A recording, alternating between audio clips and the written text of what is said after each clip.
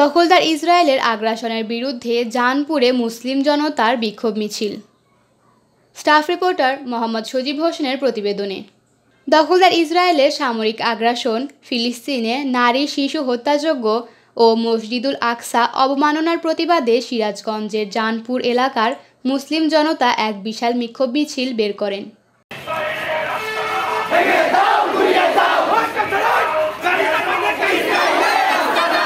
18 April শুক্রবার পবিত্র জুম্মার নামাজ শেষে জানপুর 8 নং পশ্চিমপাড়া কেন্দ্রীয় জামে মসজিদ থেকে শুরু হয় এই বিক্ষোভ মিছিল।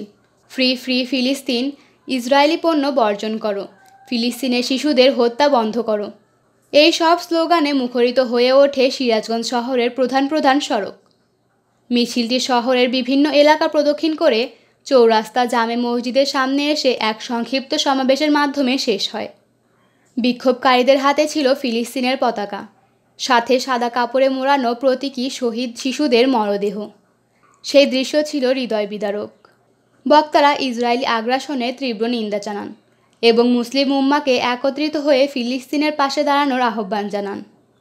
তারা বলেন, ফিলিস্তিনে যে গণহত্যা চলছে তা মানবতা বিরোধী অপরাধ এবং বিশ্বের সকল শান্তিকামী মানুষকে এর বিরুদ্ধে রুখে দাঁড়াতে হবে। দৈনিক জয়সাগর।